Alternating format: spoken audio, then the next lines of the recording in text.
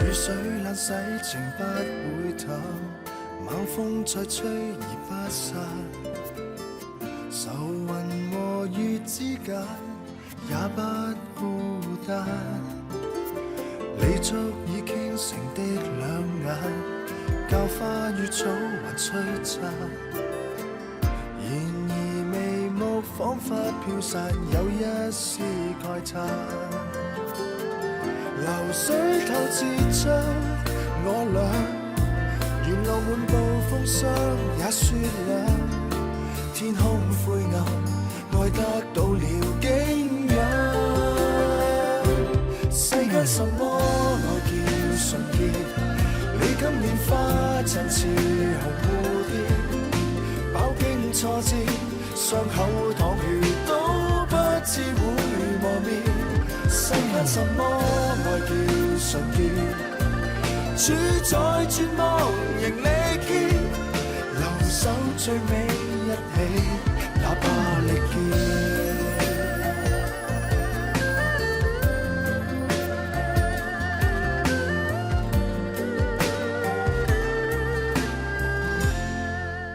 បានតែប្រុសចង់ចាប់ទាំងអស់ខ្ញុំមានវិធីមួយមិនឆាប់និយាយទៅពួកយើងរកមនុស្សឲ្យច្រើនមកវាយខ្មោះចាប់នោះគឺកំសាន្តណាដល់ពេលនោះវាភ័យហើយវាហៅប្តេផ្ដាហើយពួកយើងកុំឈប់វាយបន្តទៀតហើយដោយសារតែចាប់នោះកំសាន្តវាហៅចុះឡើងរហូតដល់ផ្ទុះសួតហើយវានឹងធ្លាក់ចុះមកទាំងអស់មិនសល់មួយទេឆ្លាតវិធីនេះល្អពិតមែនមកទាំងអស់គ្នាស្ដាប់ថ្ងៃនេះមិនចាំបាច់លើកកទេទាំងអស់គ្នាហូបបាយរួចនាំគ្នាទៅវាយខ្មោះណាប្រុសអញ្ចឹងពេលថ្ងៃពួកយើងមិនបាច់លើកកទេនៅតែបាន5មែនទេអញ្ចឹងបានពួកយើងទៅធ្វើមែនហើយអញ្ចឹងពួកយើងហូបបាយរួចទៅវាយខ្មោះវិញស្រួលជាងលើកកមែនហើយឆាប់ហូបបាយទៅអ្នកប្រុសរឿងធំយ៉ាងនេះមិនពិភាក្សាជាមួយលោកម្ចាស់សិនទេមិនចាំបាច់ទេពូសៀងហ្វាំងពុកចេញទៅក្រៅហើ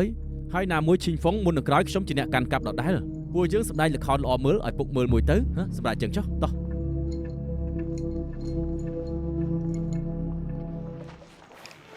បើឈី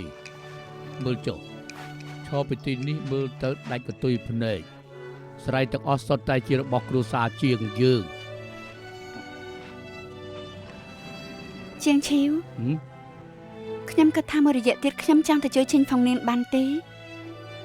អូនពិបាកណាស់នៅសំណាក់ព្រះអង្គម្ចាស់20ឆ្នាំគួរតែសោយសុខខ្លះហើយពេលនេះអូនជាប្រពន្ធបងត្រូវឲ្យអូនរស់នៅឲ្យស្រួលស្លៀកពាក់ស្អាតបាតមិនឲ្យអូនរងទុក្ខតទៅទៀតទេណា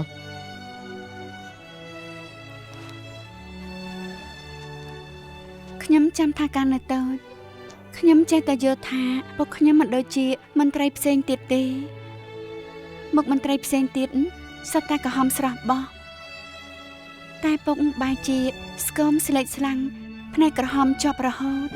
កាលនោះខ្ញុំមិនយល់ទេថាហេតុអីបានជាគាត់ប្រឹងប្រែងយ៉ាងនេះមេឃមិនតាន់ភ្លឺក៏ចុះទៅមើលដីស្រែមេឃងងឹតទៅមកវិញទោះបីឈឺក៏គាត់ធ្វើបែបនេះរហូតដល់ខ្ញុំធំមានមួយឆ្នាំនោះមានគ្រោះទឹកជំនន់ពួកក៏នាំខ្ញុំទៅចែកបបរជនរាស្ត្ររងគ្រោះខ្ញុំឃើញលោកយាយម្នាក់ដែលអត់ឃ្លានជាយូរពេលបានបបរនោះក៏រីខ្លាំងណាស់គាត់សើចយ៉ាងសប្បាយចិត្តស្នាមញញឹមគាត់បានប្រាប់ខ្ញុំថាហេតុអីទៅពុកនឿយហត់យ៉ាងនេះ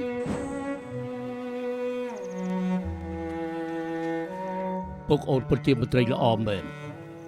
បើរាជការមានមន្ត្រីល្អបែបនេះកាន់តែច្រើនអ្នកដែលអត់បាយហូបនឹងកាន់តិចពុកនិយាយត្រីគ្រោះអត់ឃ្លានរត់ដងភាគច្រើនគឺមកពីធម្មជាតិតែក៏ដោយសារទង្វើមនុស្សខ្លះដែរជាងឈៀវពេលនេះបងជាស្ដេចអង្គរនៅអូស៊ីក៏មានតួនាទីកាត់បន្ថយបញ្ហានេះដែរអូនជាប្រពន្ធបងអូនគួរតែជួយបងល្អអូននិយាយបានល្អបំរុងទេវតាប្រឆាំងមិនបានតែបំរុងមនុស្សត្រូវចាត់ការចាំបងមកពីហូបការគេនៅស៊ូជើបងនាំអូនទៅហាងកពួកយើងមើលឃើញជីងហ្វុងរៀនជាមួយគ្នាថ្ងៃក្រោយមិនឲ្យមនុស្សអាក្រក់បកករឿងទៀតទេគ្រប់គ្នាត្រូវតែមានបាយហូប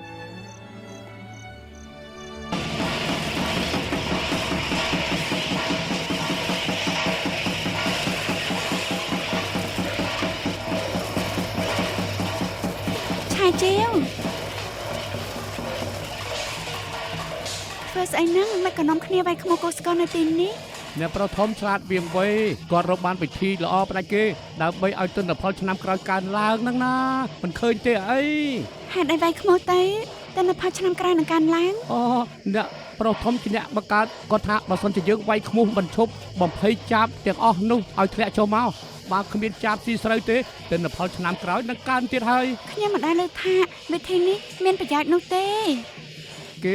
រកដើមឈើមួយចងកទៅហើយនេះកំរារាំងគេអីសរុបទៅឆ្នាំក្រោយពេលដែលប្រមូលផលនឹងមានល្ខោនល្អមើល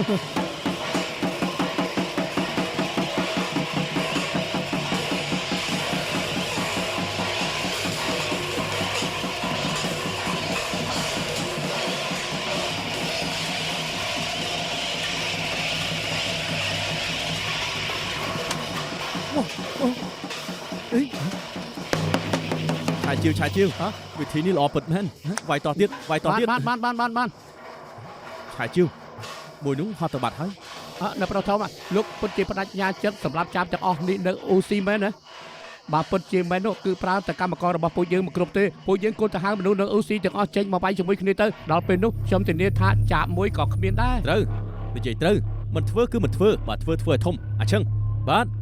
ឆាប់ទៅរកលោកម្ចាស់លីនឲ្យគាត់ជួយបិទប្រកាសអ្នកណាចង់ឲ្យឆ្នាំក្រោយមានអង្គថោកហូបឆាប់ចេញមកជួយគ្នាឆាប់ឡើងបាទ សរុបទៅមានខ្មោះវាយខ្មោះបើគ្មានខ្មោះទេយកផើងលុបមុខយកមកវាយក៏បានដូចគ្នាដែរហើយដល់ពេលនោះចង់ឃើញចាប់មួយហោះឡើងទៅលើក៏ពិបាកដែរ វាយតទៀតវាយឲ្យខ្លាំងវាយឲ្យខ្លាំង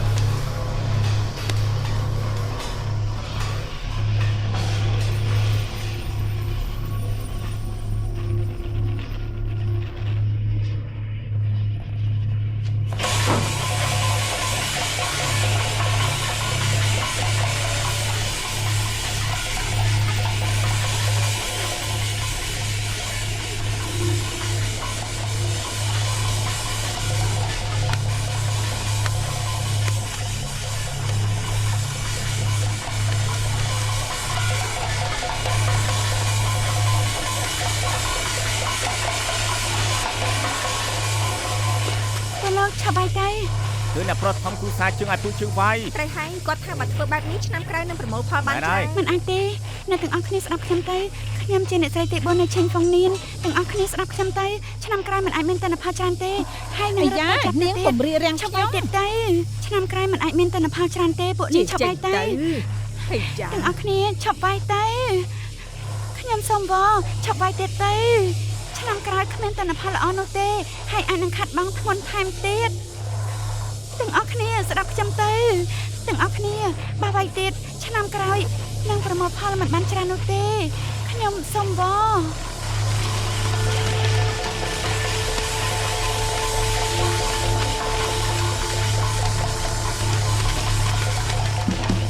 អ្នកប្រធម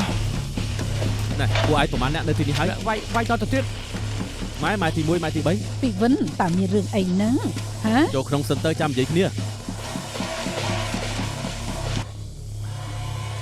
ខ្ញុំធានាចំពោះអ្នកទាំងអស់គ្នាឆ្នាំក្រោយនឹងប្រមូលបានផលច្រើននិងមានអង្គថោកហូបហ៎ ពីវិនម៉ែចង់សួរថា ពី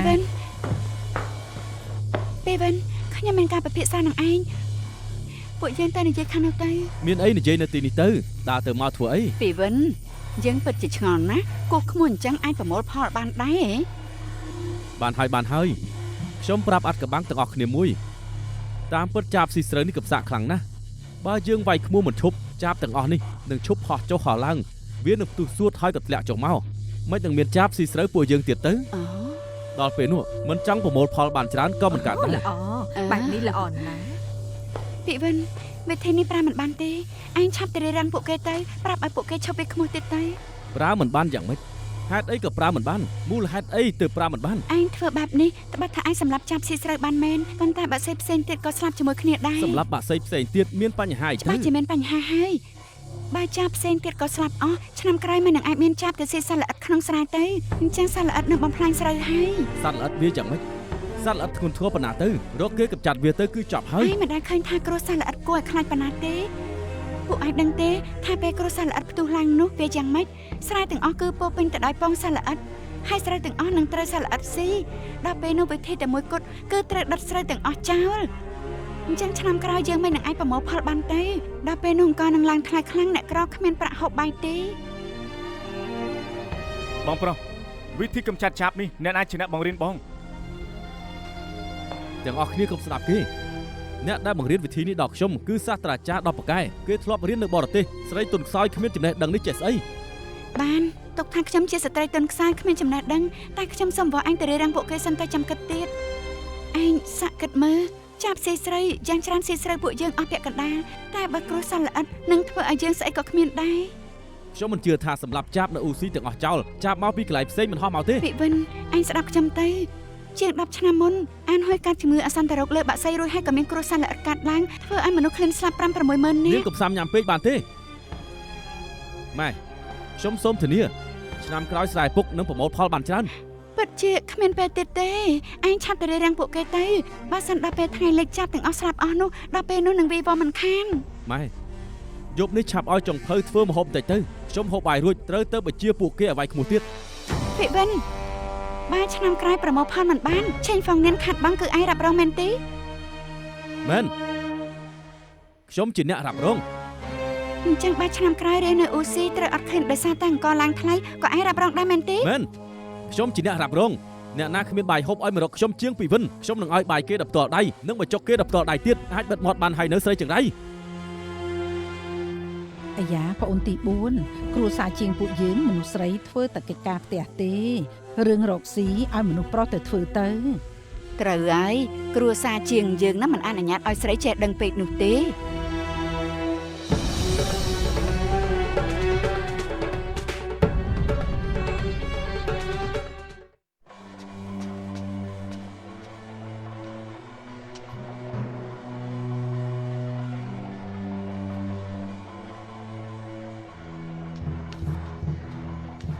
ម៉ែទី4ខ្ញុំជឿម៉ែខ្ញុំនឹងថ្មៃធ្វើត្រូវប៉ុន្តែពេលនេះពួកជើងគួរធ្វើយ៉ាងម៉េចទៅ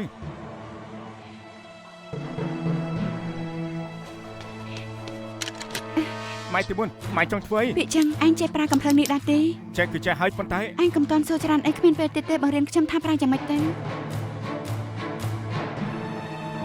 ម៉ែទី4ចង់ទៅណាប្រាប់ខ្ញុំសិនមកថាចង់ធ្វើអីដាក់កំភ្លឺចោលសិនទៅ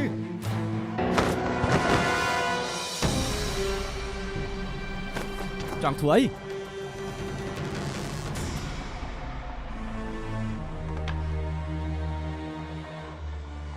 ម៉ែទី4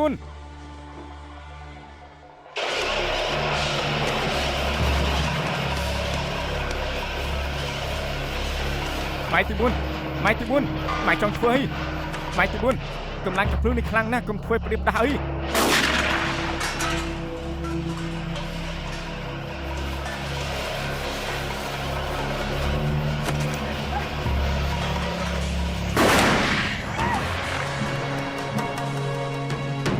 ទាំងអស់គ្នាស្ដាប់ខ្ញុំជាអ្នកស្រីទី4គ្រួសារជាងរឿងវេខ្មោចសម្រាប់ចាប់នេះបញ្ចប់ត្រឹមនេះចុះអ្នកទាំងអស់គ្នាទៅវិញទៅហើយសូមប្រាប់ដល់អ្នកផ្សេងទៀតផងថាឈប់ឲ្យវាតទៅទៀត មិនមែនទេគឺអ្នកប្រុសធំពូនាងប្រាប់ឲ្យយើងវាយ ត្រូវហើយគាត់ថាត្រូវវាយដល់មេឃងងឹត គាត់នៅថាវាយដល់អស់ចាប់ទៀតផង មែនហើយគឺគាត់និយាយអញ្ចឹងមែនអញ្ចឹងពួកយើងគូស្ដាប់នៅណាទៅ ត្រូវហើយ ទៅស្ដាប់ជាងហើយទាំងអស់គ្នាមិនមែនស្គាល់ខ្ញុំទេខ្ញុំជាកូនប្រុសច្បងគ្រួសារជាងរាល់ពេលពុកចេញទៅក្រៅគឺសិតតែឲ្យអ្នកប្រុសធំខ្ញុំនេះជាអ្នកសម្រេចគ្រប់គ្រងគ្រួសារមួយនេះ ខុសហើយម្សិលមិនមែនតែថ្ងៃនេះមិនមែនទេព្រឹកមិញមុនពេលលោកម្ចាស់ចេញទៅគាត់បានប្រាប់ខ្ញុំដោយផ្ទាល់មាត់ថាថ្ងៃក្រោយរាល់ពេលដែលគាត់ចេញទៅការងារទាំងអស់នៅឈិញហ្វននាងខ្ញុំជាអ្នកសម្រេច នាងនិយាយខ្លួនឯងទេដឹងពុកអាចឲ្យស្រីទៅប្រៀបការដូចនាងសម្រេចដែរទាំងអស់គ្នាកុំស្ដាប់គេវាយតទៀតខ្ញុំធានាថាឆ្នាំក្រោយនឹងប្រមូលបានផលច្រើនច្បាស់ជាមានអង្គថោកហូប ទាំងអស់គ្នាកុំវាយបើសិនទាំងអស់គ្នាវាយទៀតឆ្នាំក្រោយច្បាស់ជាអង្គឡើងថ្លៃ កុំខ្វល់ពីគេវាយតទៀត ទាំងអស់គ្នាស្ដាប់ លោកម្ចាស់ពិតជាឲ្យខ្ញុំគ្រប់គ្រងឆេញហ្វឹងនេនមែនទាំងអស់គ្នាសាក់គិតមើលទៅបើតាមហេតុផលខ្ញុំមិននឹងអាចហ៊ាននិយាយកុហកទៅលោកម្ចាស់គាត់នឹងមកវិញគាត់នឹងបកអាក្រាតខ្ញុំមិននឹងអាចហ៊ាននិយាយពាក្យកុហកបែបនេះគាត់អាចលែងខ្ញុំចោលបានណាពាក្យកុហកអញ្ចឹងក៏ហ៊ាននិយាយចេញមកដែរកុំខ្វល់ពីគេវាយបន្តទៀតវាយទៅឈប់លូឡាជឿភើជឿផ្លូវលោកម្ចាស់មកវិញហើយ ថៃកែពុក លោកម្ចាស់មិនក៏បងមកវិញអញ្ចឹង ត្រូវហើយលោកម្ចាស់ក្រែងបងទៅហូបការនៅស៊ូជ័យហ៎ ដើមឡើយគឺមែនតែពេលឡើងទូកស្រាប់តែយល់ថាវិលមុខហើយមិនស្រួលពោះក៏ត្រឡប់មកវិញទៅ ពុកមកវិញចាំពេលល្អណាស់ ពួកឯងឈប់និយាយមិញនេះស្អីក៏យើងបានលឺដែរ ត្រូវហើយលោកម្ចាស់មិញនេះប្អូនទី4ថាព្រឹកមិញពេលបងរៀបចេញទៅបានប្រាប់ថាពេលដែលបងមិននៅឈិញហ្វុងនានឲ្យគេសម្រាប់មានរឿងចឹងមែនទេ នេះជារឿងគ្រួសារយើងចូលក្នុងសិនចាំនិយាយមកទាំងអស់គ្នាស្ដាប់ណាមិញនេះពីបុនថាវាយខ្មោះសម្រាប់សត្វចាបគឺមានហេតុផលក៏ប៉ុន្តែនៅត្រីទី4ថាបញ្ឈប់ត្រឹមនេះក៏មានហេតុផលមួយយ៉ាងដែរពីបុនប្រាប់ទាំងអស់គ្នាទៅថាទាំងអស់គ្នាគឺធ្វើបានល្អហើយប៉ុណ្ណឹងបានហើយទាំងអស់គ្នាហត់នឿយហើយ ទៅវិញ ទៅវិញ ដូចជាមិនស្រួលពោះចូលវិញសិនទៅចូលវិញទៅ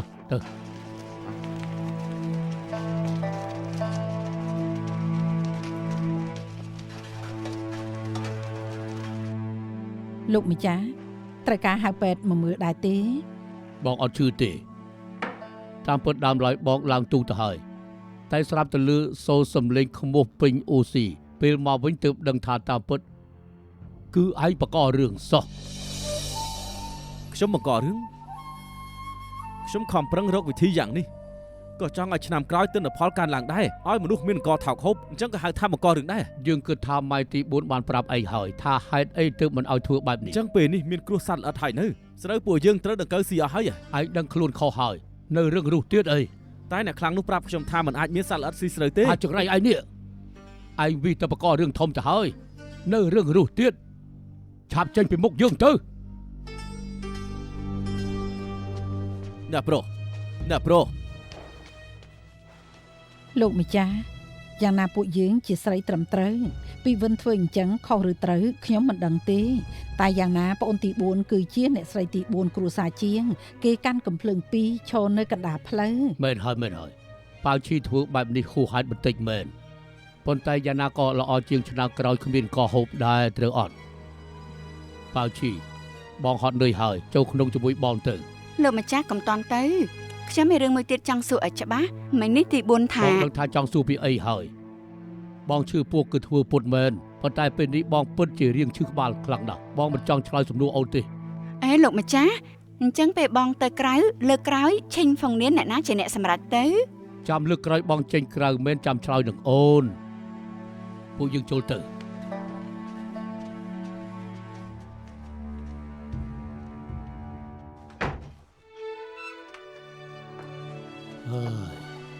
មើលទៅបងត្រូវទៅគិតគូរឡើងវិញហើយ គិតគូរអីឡើងវិញទៅ ពីបុនគឺជាកូនជាបងតាមហេតុផលមុខរបស់ឈីងហ្វុងនានពេលនេះគឺត្រូវប្រគល់ឲ្យគេគ្រប់គ្រងប៉ុន្តែពេលនេះកាន់តែគិតកាន់តែពិបាកចិត្តគេល្ងងបងមិនថាទេ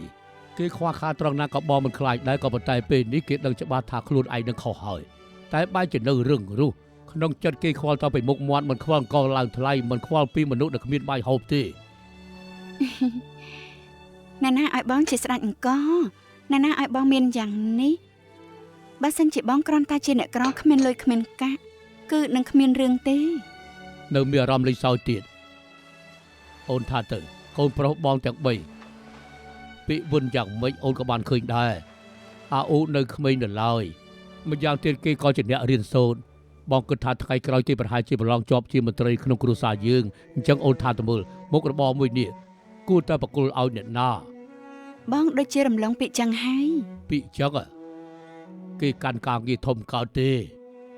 អត់ទេគេជាមនុស្សចិត្តល្អខ្លាំងណាស់ក្នុងផ្ទះយើងអ្នកណាក៏ចូលចិត្តគេដែរខ្ញុំមកមិនយូរប្រហែលតែខ្ញុំក៏ចូលចិត្តរាប់អានជាមួយគេដែរ មែនហើយអូននិយាយត្រូវមនុស្សគេពិតជាគេឯងស្រឡាញ់ច្រើនមែនប៉ុន្តែក្រៅពីចំណុចល្អមួយនេះគឺគ្មានអីទៀតទេចង់បណ្ដុះបណ្ដាលគេឲ្យរៀនគេថាខ្លួនឯងនឹងគ្មាននិស្ស័យនឹងសិភៅឲ្យគេទៅធ្វើការនៅហាងកគេបែរជារើសយកលីងកគេចូលចិត្តដើរលេងច្រើនយល់ថារីករាយ ហើយធម្មតាទៅរាប់អានដល់ពួកកម្មករទៅនោះទៀតមិនបែកចែកឋានៈលើក្រោមអីទេបែបនេះគេមិននឹងអាចគោរពថៅកែទៅមិនកោតទេ ហើយយ៉ាបងកុំបារម្ភពេកអីអាយ៉ាថ្ងៃនេះរត់ទៅរត់មកហត់ហើយយកល្អទៅសម្រាប់សិនទៅក៏ល្អដែរណែកំណត់នេះល្អមែនទេមិនបាច់លើកកហើយនៅមានចាប់បំពងហូបទៀតផងចុងក្រោយបានមើលល្ខោនល្អមើលទៀតផងអ្នកស្រីទី4ចាត់ការតែប្រុសធំនោះគឺសមនឹងចិត្តមែនមែនពួកឯងនៅទីនេះធ្វើអីពួកឯងនៅទីនេះធ្វើអីប្រុសធំគ្មានអីទេប្រុសពួកយើងឃើញចាប់ជ្រូកដល់ដីច្រើនយ៉ាងនេះមិនចង់ខ្ជះខ្ជាយក៏បំពងវាហូបទៅ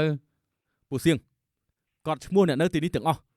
ខែក្រោយពេលបើកប្រាក់ខែកាត់3ភាគមិនមែនទេដឹងអីប្រាក់ខែដល់ប្រុសនេះហើយកាត់ទៀតហើយនឹងកាត់ទៀតបាយក៏ហូបមិនគ្រប់ដែរអ្នកប្រុសធំពួកយើងដល់ម៉ោងចាញ់ហើយឯងខ្វាក់ទេច្បាប់ក្នុងឃ្លាំងបានបិទនៅទីនេះយ៉ាងច្បាស់ថាហាមបង្កាត់ភ្លើងក្នុងឃ្លាំងកាត់ប្រាក់ខែពួកឯងទុកថាល្អណាស់ទៅហើយគួរតែបញ្ឈប់ចោលទាំងអស់ទើបត្រូវអ្នកប្រុសធំពួកគេទើបខុសលើកទី1ផ្ដល់ឱកាសឲ្យពួកគេម្ដងទៅថ្ងៃក្រោយខ្ញុំនឹងមើលពួកគេឲ្យបានល្អមិនបានត្រូវតែកាត់ប្រាក់ខែអ្នកណាមិនពេញចិត្តចេញទៅទ្វារនៅខាងនោះដាក់ប្រុសធំ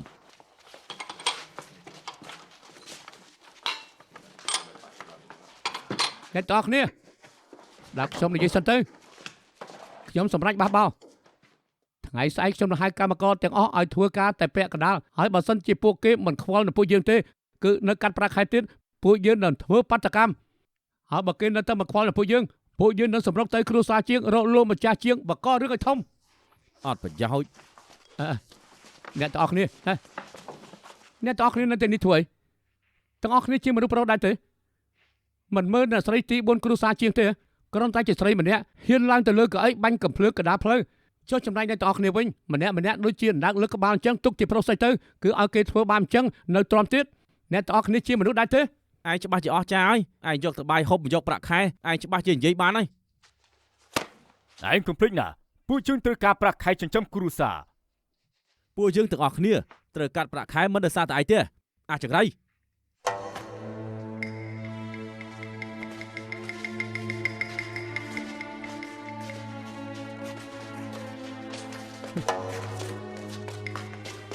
អត់ក្បាលអត់កតុយទុកឲ្យគេធ្វើបាបទៅវាសមមុខហើយ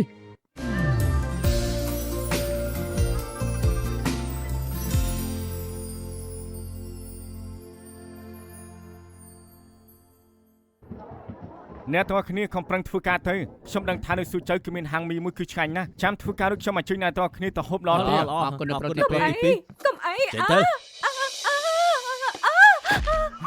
មានរឿងអីកុំអីចេញទៅវ៉ាមានរឿងអីទៅពួកយើងទៅពីចេញទៅថ្ងៃក្រោយក៏មកវិញទៀតកូនស្រីយ៉ាងម៉េចហើយកូនស្រីអ្នកទាំងពីរមានរឿងអីម៉ែមិនអីទេម៉ែមិនអីទេហើយយ៉ាមើលទៅលើកនេះយើងត្រូវស្លាប់នៅស្រុកគេហើយកុំខ្វល់ច្រើនពេកពួកយើងទៅមើលចិត្តនេះតែមានវិហារបាក់បែកដែរទេនៅមួយយប់សិនសំកិនខ្ញុំគ្រាម៉ែបានយ៉ាណែកូនស្រីចាំជួបពួកគេទៅកូនស្រីពួកគេទៅកន្លែងសម្រាប់សិនអរគុណមកផឹកតែសិនទៅអរគុណពួកយើងជាអ្នកស្រុកមីតាមពិតទៅនៅស្រុកយើងមានដីស្រែដែរតែគួរឲ្យស្ដាយកូនស្រីខ្ញុំមានជំងឺដើម្បីការពារជំងឺក៏លក់ដីស្រែអស់មានចៅមហាម្នាក់និយាយថានៅស៊ូចៅមានកូនគ្រួសារមួយរកប្រពន្ធមិនបានពួកយើងបានជួបខាងប្រុសដែរមុខមាត់គេក៏ស្អាតបានគ្រាន់តែពិការជើងឆ្វេងប៉ុន្តែគ្មានវិធីទេពួកយើងមានតែបង្ខំចិត្តរៀបការមកប៉ុណ្ណោះតែអ្នកណាដឹងថាពេលសែនដូនតាពួកគេដឹងថាកូនស្រីខ្ញុំមានជំងឺក៏ប្រែកន្លះដាច់ធម្មមេតាដណ្ដើមយកគ្រឿងអលង្ការពួកយើងមើលចុះកងដៃដែលគេពាក់ក៏ពួកគេដណ្ដើមយកទៅអស់គ្មានធម្មតាសោះមែនហើយអ្នកនាងខាងនោះត្បិតថាឈឺប៉ុន្តែគេខ្លួនឯងក៏ពិការដែរអាម៉េចក៏ដាច់ធម្មតាមែនហើយគឺមិនខ្វល់ថាវាពិការផងបែរជាសាញថាគេមានជំងឺក៏មិនត្រូវដែរពួកយើងក៏ខុសដែរកូនស្រី ឯងមិនអីទេបើអស់អីហើយពួកយើងឆាប់ទៅរកវិហារបាក់បាយទៅពួកយើងអាចស្នាក់នៅទីនោះសិនបាន ម៉ែខ្ញុំគិតថាខ្ញុំទៅស្រុកវិញមិនរួចទេម៉ែកុំខ្វល់នឹងខ្ញុំម៉ែទៅមុនទៅ មិនបានម្ដាយកូនពួកយើងបើស្លាប់ត្រូវស្លាប់ជាមួយគ្នាកូនស្រីម៉ែគ្រាឯងទៅមក ណែប្រយ័ត្នណាអ្នកទាំងពីរគ្មានប្រានៅផ្ទះសំណាក់មែនទេ គ្មានទេស្មានថាមកទីនេះអាចហូបឆ្ងាញ់ដេកស្រួលលើខ្លួនមានប្រាក់តែប្រមាណសេនមិននឹងគ្រប់ដេកនៅផ្ទះសំណាក់ទៅ ណែពួកឯងមានប្រាដែរទេចាំទៅវិញជើងសងឯងយកឲ្យពួកគឺសិនទៅ យ៉ាងមិនហើយពលយល់ដែរទេ មើលយល់តាជាងឈីវប្រហែលថ្ងៃនេះខ្ញុំបានមើលបញ្ជីទាំងអស់ហើយតាមពិតតាមទ្រព្យសម្បត្តិគ្រួសារយើងអាចរកស៊ីឲ្យធំជាងនេះបន្តិចគ្រាន់តែគ្មានប្រភពតំណែងប៉ុណ្ណោះបងមានធ្លាប់គិតទេហើយយើងអាចទិញដីស្រែនៅក្នុងស្រុកចិត្តនេះ មានគំនិតមែនតាមពិតបងចង់ចរចាម្ចាស់ដីនៅឯសៀស៊ីងដែរឲ្យតែគេយល់ព្រមបងនៅតែវិលភ្លាមបើពេញចិត្តនឹងទិញយក អញ្ចឹងល្អណាស់ តកែដល់ម៉ោងបាយហើយខ្ញុំទៅហៅគ្រប់គ្នាល្អទេ អូមិនអីទេពួកឯងនាំគ្នាហូបចុន អូបាទ ប៉ាជីអូនមកអូស៊ីយូរយ៉ាងនេះទៅហើយបងមិនដែលបានដើរលេងជាមួយអូនទេមិនចឹងបងនាំអូនទៅភ្លក់ម្ហូបដែលល្បីនៅអូស៊ីទៅយ៉ាងម៉េចដែរ ល្អតា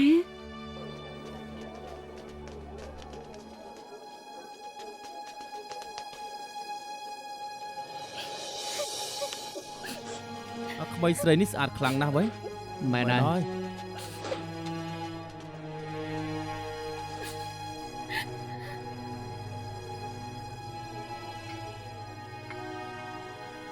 ជាងឈីវហេតុអីអូស៊ីមានជនបោកប្រាស់ច្រើនយ៉ាងនេះ មិនក៏អូនដឹង មិននេះពេលដល់កាត់ខ្ញុំឃើញសាកសពនៅកម្រាក់មេជើង មែនសង្គមមិនល្អច្បាស់ជាមានជនបោកប្រាស់ច្រើនហើយផឹកតែទៅ សំផ្លូវមួយហេក្រែងនេះគឺជាអ្នកនាងម្នាក់នៅស៊ូជើ អ្នកមានគុណហេតុអីខ្ញុំជួបលោកនៅទីនេះទៀតហើយ លោកខ្លួនមិនចោលសពម្ដាយហ៎កុំប្រាប់ខ្ញុំថាម្នាក់នេះគឺជាម្ដាយនាង ម៉ែខ្ញុំស្លាប់ហើយ ក្រែងនេះជាអ្នកឈឺមិនបានជាម្ដាយនាងស្លាប់វិញ យីក្រែងនោះគឺពាក្យចឹងហ៎ មែនហើយអលអត់ពីចឹងនេះនិយាយស្អីនឹងជនបោកប្រាស់នោះទៅ មើលទៅពួកគេដូចជានិយាយគ្នាត្រូវណាស់ អលអត់នេះគឺប្រកែរាប់អានគេណាស់ជាមួយនឹងជនបោកប្រាស់ក៏និយាយត្រូវគ្នាដែរអូនមើលចុះនៅឲ្យកសែងគេជូតទឹកភ្នែកទៀតផង អ្នកមានគុណផ្ទះលោកត្រូវការអ្នកបម្រើទេមិនអញ្ចឹងលោកទិញខ្ញុំយកទៅខ្ញុំធ្វើអ្នកបម្រើក៏បានដែរលោកជួយខ្ញុំផងទៅបើលោកមិនជួយខ្ញុំទេខ្ញុំមិនដឹងធ្វើយ៉ាងម៉េច តែខ្ញុំសម្រេចចិត្តមិនបានទេ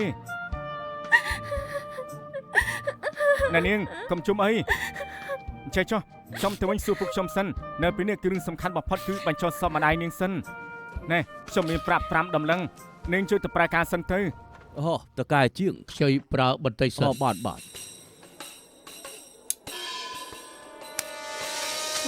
អូយមកយក ខ្មោចលើចាក់ទៅកូនស្រីលឿនឡើង ណែក៏មកទៅកាប់ពុនអ្នកទាំងពីរជាជនបោកប្រាស់សងប្រាក់10ដំឡឹងឲ្យខ្ញុំវិញ ស្អីទៅមកលឿន អ្នកប្រុសទី2អ្នកប្រុសត្រូវគេបោក មិនតាមទេ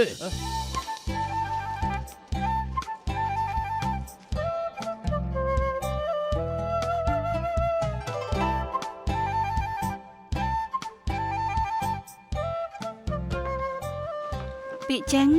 បាទ មិនក៏ទៅខ្លួនពេញអញ្ចឹងទៅមកពីណា គ្មានទេ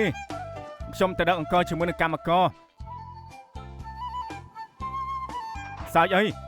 ខ្ញុំអត់សើចទេ យ៉ាងម៉េចទា10ដំឡឹងនោះបានមកវិញឬអត់ 10ដំឡឹងអី សាកសពដែលស្លាប់បាត់ទៅហើយគឺចេះលូតឡើងមកនោះអី ការពិតពុកបានដឹងអស់ហើយ យើងមិនត្រឹមតែដឹងទេ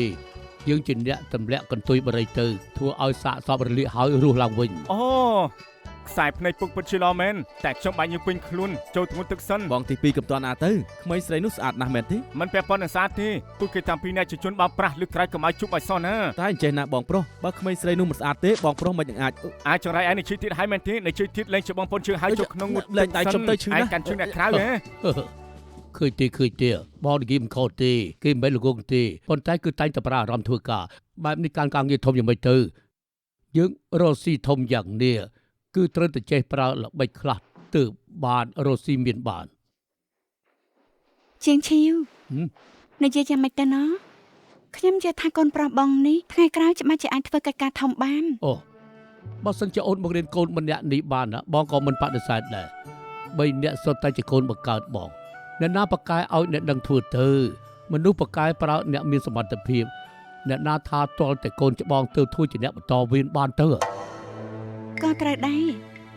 ប៉ុន្តែរឿងនេះនៅយូរទៀតណាកុំតន់អាលស្មុគស្មាញអីរស់នៅឲ្យតែបានសុខសិនទៅ លោកម្ចាស់ថាកាយលៀងនៅសាវស៊ីងចាត់មនុស្សយកសម្បត្តិមកឲ្យបង ច្បាស់ជាតកែលៀងឆ្លើយតបនឹងបងហើយអូតកែលៀងមានបំណងលក់ដីនោះឲ្យបងណាត់បងទៅនិយាយថ្លៃ អញ្ចឹងប្រសានណា អូអ្នកស្រីធំអ្នកប្រុសធំមិនក៏មកទីនេះអញ្ចឹងខ្ញុំមិននឹងហ៊ានទទួលទៅជើញអង្គុយម៉ែប្រយ័ត្នតិចពូសៀងហ្វាប្រហែលថ្ងៃមុនឮថាពូឈឺចង្កេះដូច្នេះខ្ញុំក៏យកស្រាទូចុងនេះមកជូនពូទៅខ្ញុំចាក់ស្រាជូនពូពិសាចុះ ឈប់ហៅពូសៀហ្វាទៅទីនេះគ្មានអ្នកក្រៅទេហៅពុកធွာទៅ ខ្ញុំមិននឹងហ៊ានទទួលទៅ និយាយតាមត្រង់ទៅចុះជាង10ឆ្នាំមុនគឺខ្ញុំស្អប់មនុស្សប្រុស2នាក់ជាងគេទី1គឺលោកម្ចាស់មានឪពុកឯណាដែលដាច់ធម្មមេត្តាយ៉ាងនេះកាលនោះពីវិនទើបតែ12ឆ្នាំក៏ប្រគល់ឲ្យអ្នកបម្រើអប់រំហើយនៅប្រាប់ទៀតថាបើគេមិនស្ដាប់អាចវាយបានទៀតណាហើយអ្នកទី2ដែលខ្ញុំស្អប់គឺពូនេះឯងគ្រាន់តែជាអ្នកបម្រើតែពិតជាហ៊ានយករំពាត់វាយគេមែនពូដឹងទេថាខ្ញុំមកឈឺចិត្តប៉ុណ្ណា ខ្ញុំវាយស្រាលប៉ុណ្ណោះតាមពិតទៅថ្ងៃនេះខ្ញុំត្រូវអរគុណមនុស្ស2នាក់ទី1គឺឪពុកខ្ញុំហើយទី2គឺឪពុកធွာនេះឯងពីវិនឯងមានរឿងអីចង់ឲ្យពុកធွာទៅធ្វើឯងប្រាប់មកចុះ ហើយពូសៀងហ្វាខ្ញុំបារម្ភណាស់លោកម្ចាស់ថាក្នុងចំណោមកូនប្រុសទាំង3នាក់គាត់ចង់ពិចារណាឡើងវិញថាអ្នកណាសមធ្វើជាអ្នកបន្តវេនឈីងហ្វុងនៀនជាងគេ អ្នកស្រីធំខ្ញុំធ្វើការជាមួយលោកម្ចាស់ធំតាំងពីអាយុ12ឆ្នាំមុនពេលគាត់ចែកឋានទៅកាន់ដៃខ្ញុំហើយប្រាប់ខ្ញុំថាគាត់ស្រឡាញ់ចៅប្រុសច្បងពីវិននេះជាងគេឲ្យខ្ញុំជួយមើលថែគេបានល្អហើយថ្ងៃក្រោយឲ្យគេធ្វើជាអ្នកបន្តវេនឈីងហ្វុងនៀនអ្នកស្រីធំសម្ដីលោកម្ចាស់ធំប្រមាណម៉ាត់នេះទោះខ្ញុំចូលក្នុងមឈូសក៏ខ្ញុំនៅចាំបានដែរអ្នកប្រុសធំច្បាស់ជាធ្វើអ្នកបន្តវេនឈីងហ្វុងនៀន បានមានពាក្យពូមួយម៉ាត់នេះខ្ញុំបានធូរចិត្តច្រើនហើយ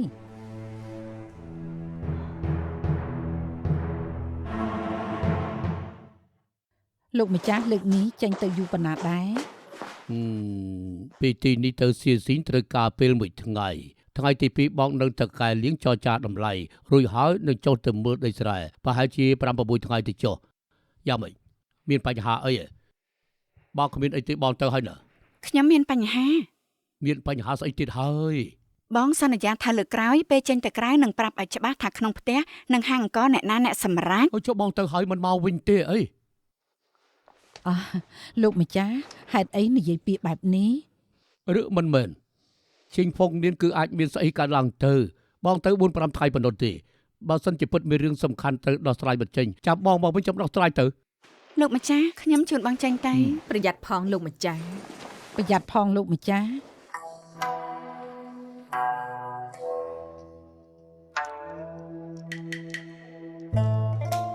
អ្នកគ្រូខ្ញុំឃើញថាទៀមលោកមានចំហាយ3សាច់ត្រូវទេអ្នកគ្រូ ចំហាយបីសាច់អី 3សាច់កញ្ជ្រឹង 3ខ្សែកាញ់ជ្រុងគឺអ្នកទាំងពីរនេះហើយ ហ៎ អ្នកទាំងពីរបើសិនជាមិនសងប្រាក់10ដំណឹងទៀតនឹងចាប់ទៅសាលាស្រុកហើយ ម៉ែឆាប់រត់ទៅ កុំរត់ ន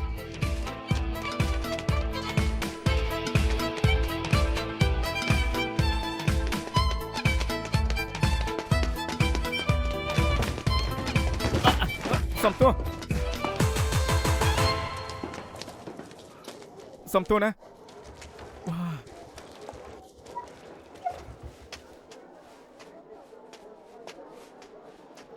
ជូនមកប្រាស់ថ្ងៃក្រោយបើសិនជាបានជួបទៀតមិនឲ្យគេខ្លួនបានទេ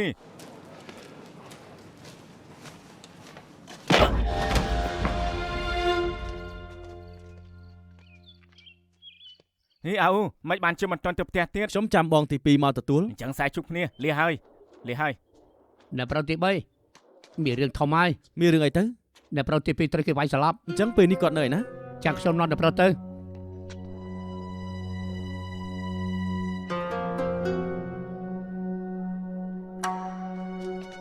អ្នកប្រុសទី2ស្លាប់នៅទីកន្លែងនោះ បងទី2ពួកឯងចង់ធ្វើអីបងទី2អោ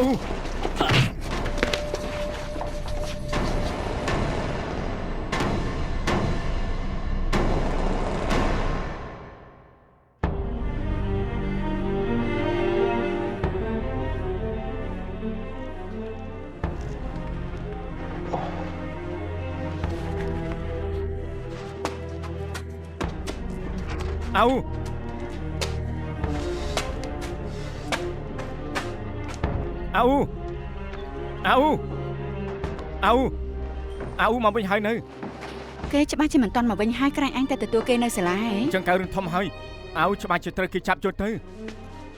ហេតុអីក៏ត្រូវគេចាប់ទៅ មែនហើយអ្នកណាចាប់គេទៅ អញ្ចឹងអាអ៊ូមានរឿងអីទៅ ទាំងអស់គ្នាកុំលោឡាចាំពីចឹងនិយាយរឿងឲ្យច្បាស់សិនទៅ មិញពេលដែលខ្ញុំទៅសាលាទទួលអោមិនស្មានថាដល់ផ្លូវតូចត្រូវគេវាយឲ្យសន្លប់នៅពេលដែលខ្ញុំđangខ្លួនវិញក៏ឃើញអោដើរមកទាំងសពិសពិលរួចហើយក៏ត្រូវគេចាប់ច្រកបាវលីយកទៅ ផ្លូវតូចមួយណាទៅហាឆាប់ឆ្លើយមក ផ្លូវចឹងទៅដែលនៅជិតសាលានោះ បងទី2 អាយ៉ាប្អូនទី2 កុំឆេះឆាវអី ខ្ញុំត្រូវទៅរកអាអ៊ូ ស្ងប់អារម្មណ៍ទៅអ៊ូស៊ីធំយ៉ាងនេះឯងទៅរកនៅទី ត្រូវ ណា ហើយបងកុំបារម្ភពេកអីអាអ៊ូគ្មានរឿងអីទេអាចដូចលើកមុនដែរទេដែលអ៊ំគេនាំជីទូកលេងនៅបឹង ឯងឈួតទេអីបើបងប្រុសយើងនាំគេទៅហេតុអីចាំបាច់យកបាយច្រកគេពិតជាល្ងងគ្មានខួរគិតមែន បងកុំបារម្ភពេកអី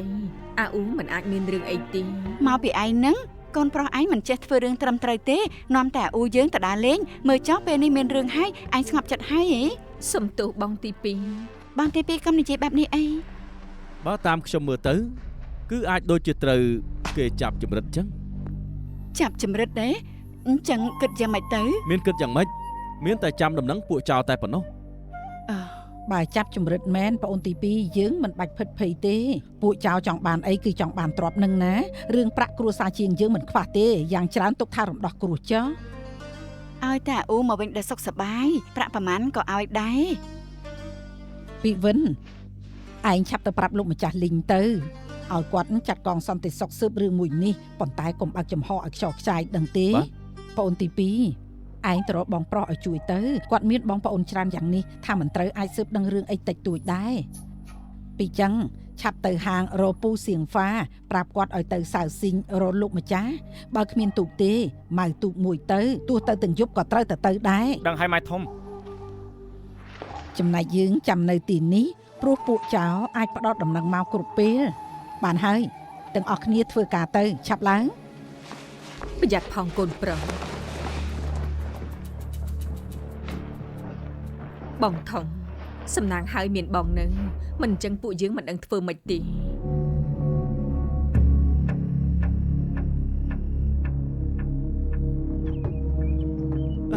៎មានរឿងធំហើយមានរឿងធំហើយ រឿងធំស្អីទៅមិនក៏ស្លន់ស្លោម្លេះ អ្នកប្រុសទី3ត្រូវគេចាប់ចម្រិត ថាមិនថាមិនគេចាប់ចម្រិតទេមែនទេ មែនហើយ ពិតមិនពិតកុំនិយាយប្រេះប្រាស់ណា ហើយបងស៊ឺអ្នកណាប្រាប់បង យើងច្បាស់ជាដឹងហើយអ្នករួមស្រុកយើងម្នាក់ជាកូនចៅបងផឹងខឹង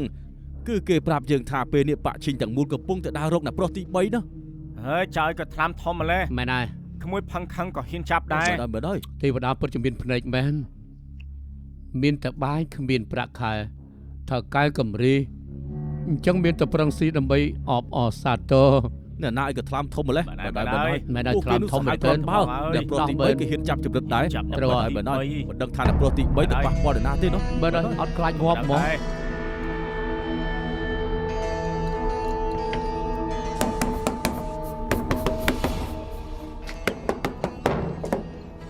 អ អត់ទូអ្នកប្រុសតាមានការអីដែរ អូខ្ញុំគឺមេការឈិញហ្វុងនៀនលីសៀងហ្វាចង់សួរថាតកែពួកយើងមានមកទីនេះដែរទេ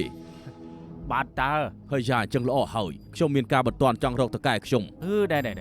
ប៉ុន្តែគាត់នឹងលោកម្ចាស់ពូជើងបាត់ទៅមើលដីស្រែបាត់ហើយ អូអញ្ចឹងពេលណាទើបគាត់មកវិញ ពីបានតែជិះណាស់ប្រហែលជាអាចយប់ឬមួយក៏ស្អែកព្រឹកក៏ថាបាន ហ៎ហើយយ៉ា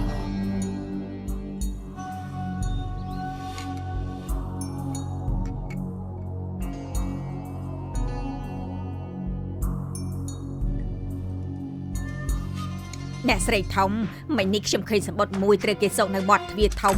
ប្រហែលជាមានដំណឹងហើយ ត្រៀមមូលបតិនបត្តិ3000ដំឡឹងមេឃងងឹតជួបគ្នានៅថ្មចៅពីបើមិនឃើញទេនឹងបោះសាកសពចូលក្នុងបឹង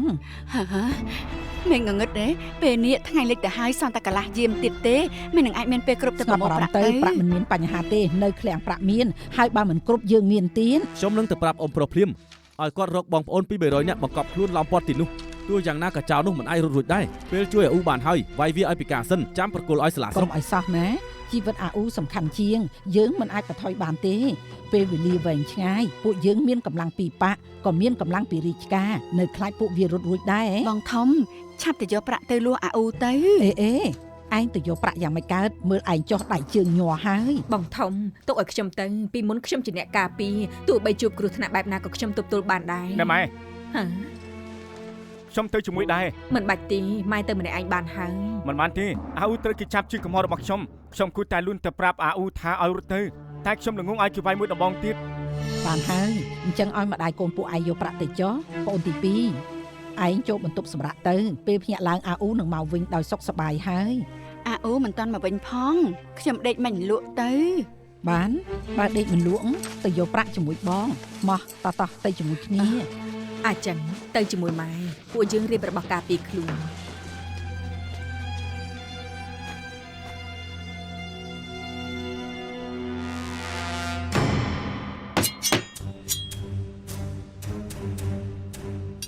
អាចចឹង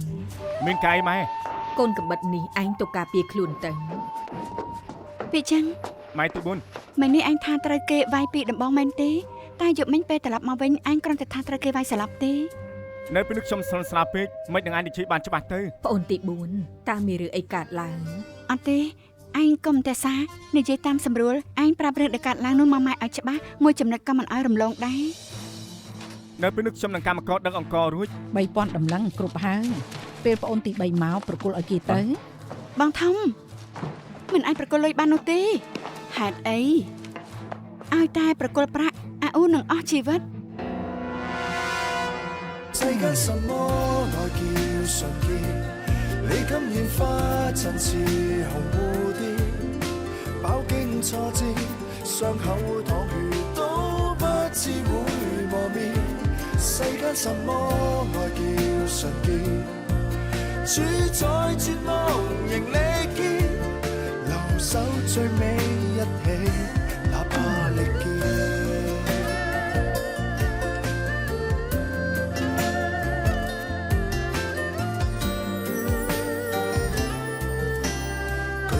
暢飲河邊秀美，奏一闕曲傳千里。這樣隨着清風，已悠悠泛起。